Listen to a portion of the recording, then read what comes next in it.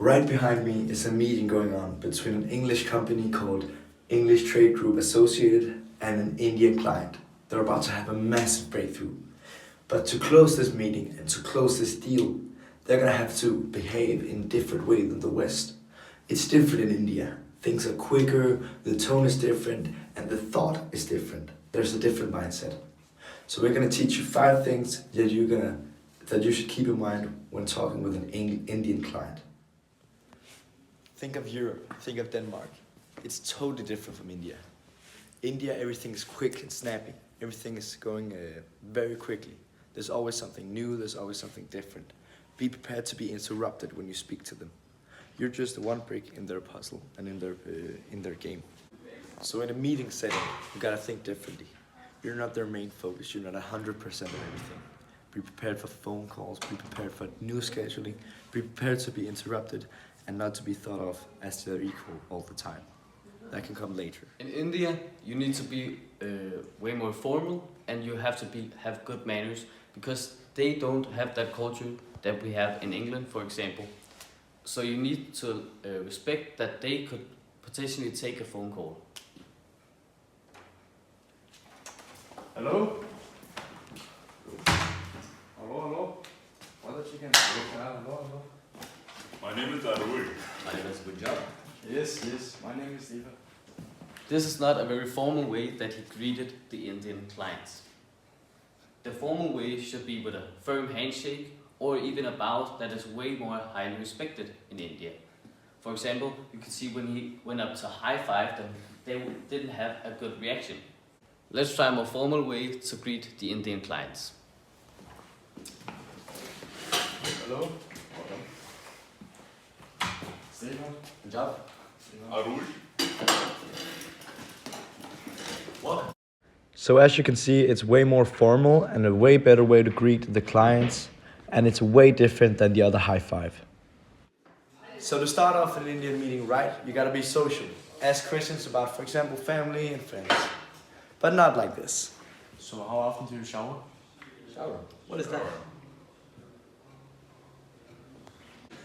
Let's try a more formal question. How is your family? Yeah, very good. I just married my sister.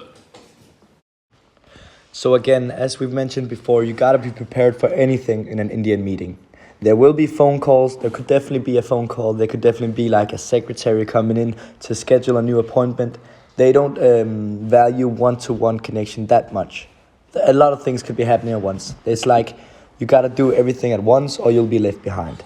Because India is such a bustling place and such a busy place.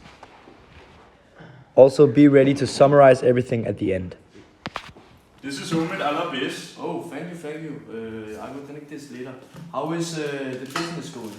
How is that? Oh. Yeah. Goodbye. Yes, I will send you an email sometime. I don't know when, but yes. That was a bad example. In India, they like to end the meeting with a quick summarization. Let's try a formal way and summarize. I was actually really impressed about your introduction to yourself, and you wanted to land this role. So basically, I will maybe give you a call tomorrow and write your email, and we will figure this out. Just stay in India for a while now, and Yes, that's perfect. perfect. Yes. Goodbye. Thank you. Thank you. Goodbye.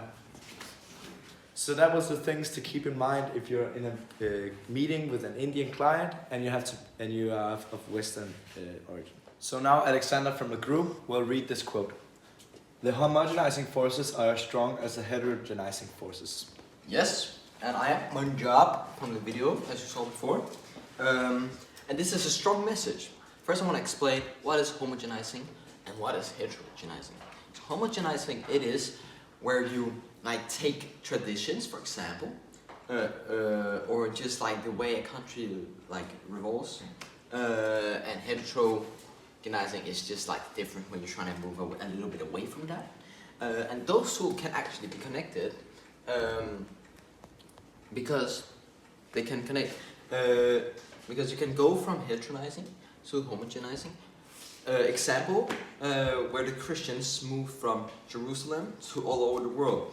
And if we take on a Danish perspective, when we were first Vikings and we believed in Odin and everything like that. Then a man came over and said, become Christian, and we did that, right?